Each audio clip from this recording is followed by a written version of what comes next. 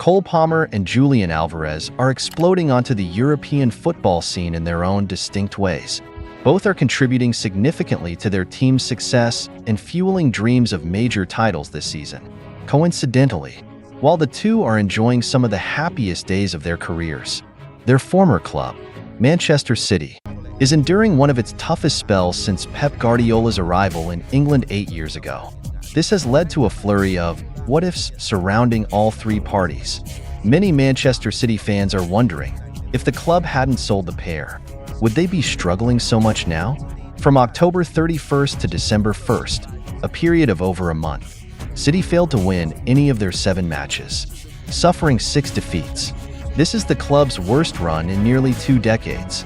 December initially seemed promising, with City breaking their winless streak with a convincing 3-0 victory against Nottingham Forest. However, the joy was short-lived. Just 3 days later, after raising hopes of a strong resurgence, they were brought back down to earth with a frustrating 2-2 draw against Crystal Palace, a team then 17th in the table. The reigning champions were even chasing the game and fortunate to escape South London with a point.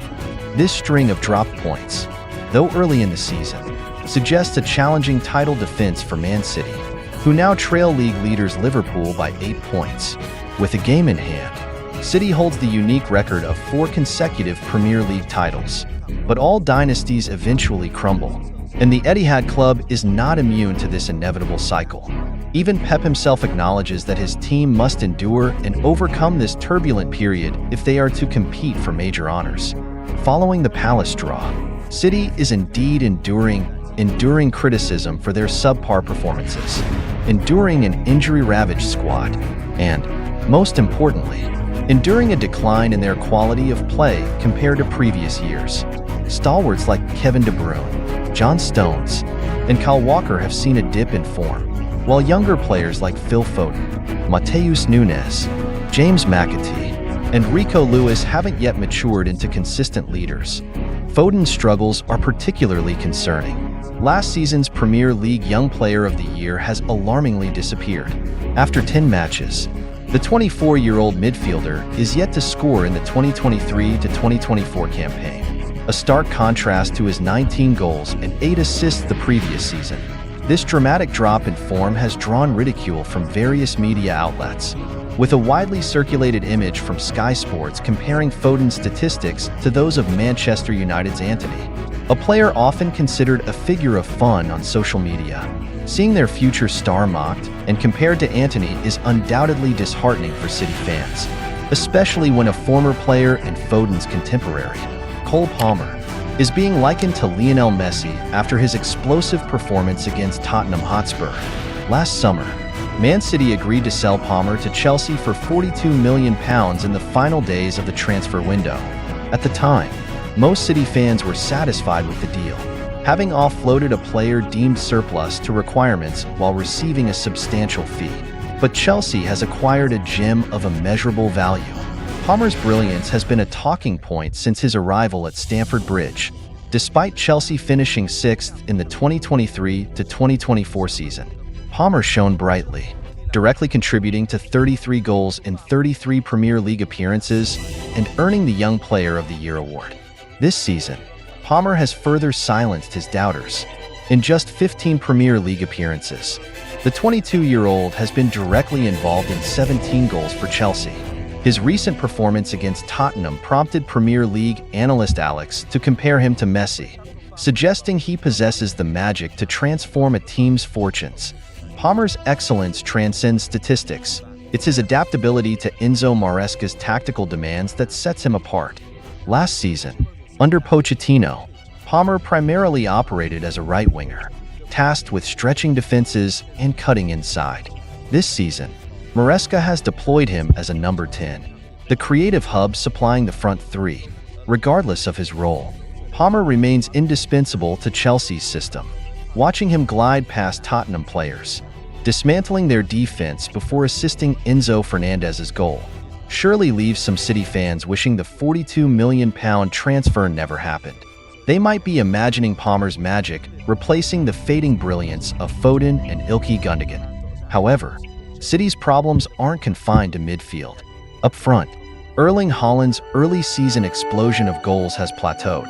While he scored against Palace, his output has slowed recently. Crucially, in big games, like against Liverpool, he has been neutralized by world-class defenders. In a demanding season across multiple competitions, Haaland needs support, a reliable alternative to lead the attack when he tires. Ironically, the player best suited to alleviate City's Haaland dependency has, like Palmer, departed the Etihad. Julian Alvarez is undoubtedly the name on many City fans' lips. Given Haaland's recent inconsistency, Alvarez served City from 2022 to 2024. Despite not being a guaranteed starter under Guardiola, the Argentinian showcased his talent and earned the fans' affection with his composed demeanor. Even in his final season, despite limited playing time, he contributed significantly with 16 goals and 11 assists across all competitions. This summer, Alvarez sought greener pastures, joining Atletico Madrid. After a slow start, he has become a new idol at the Wanda Metropolitano. Atletico are on a blistering run, winning 9 consecutive matches across all competitions, with Alvarez scoring 7 goals. This has propelled Atletico back into the La Liga title race, potentially closing the gap on Barcelona with their game in hand. In Spain, Alvarez continues to display the qualities that impressed at City: sharp finishing, intelligent positioning, hold-up play, and creative passing.